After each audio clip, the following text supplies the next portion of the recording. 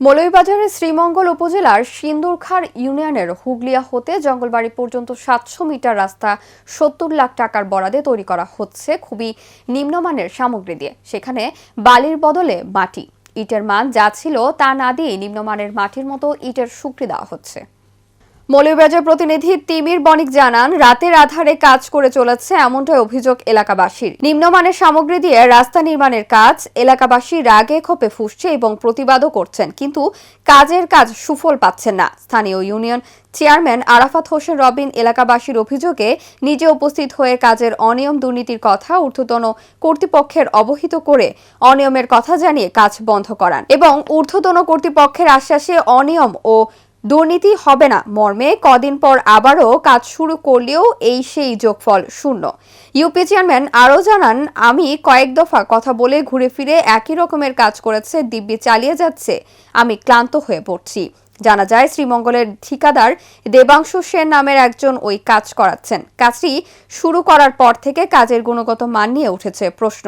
এ নিয়ে এলাকাবাসীর সাথে কথা হলে ক্ষোভ ঝাড়েন সংশ্লিষ্টদের ওপর। আবার অনেকেই সংশ্লিষ্টদের ভয়ে মুখ খুলতেও সাহস পায়নি। কেউ কেউ ওই নিম্নমানের সামগ্রী দিয়ে কাজে বাধা দিলেও তা শোনেনি ঠিকাদার।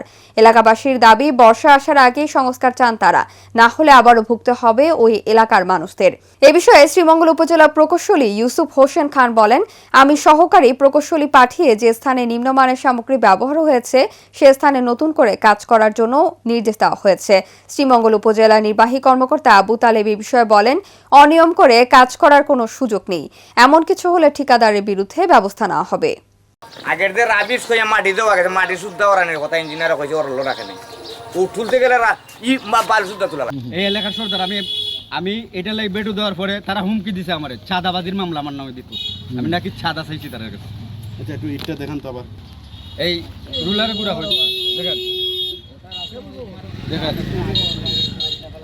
জাম্মুড়াছড়া স্কুলের বাঙ্গারি সারগাড়ি এটাই। পরিচয়টা প্লিজ। আমার নাম মোহাম্মদ তৈয়বুর রহমান, বাড়ি হুগলি সিমাইলত। আর রাস্তার প্রথম দিকে যে এইগুলা ফেলাইছে আগে, এগুলো জাম্বু রাস্তার একটা স্কুলে মানে পরিত্যক্ত। ব্যবহার করা আচ্ছা আচ্ছা, এখানে ফেলাইছে রমজান মাসে। আচ্ছা ও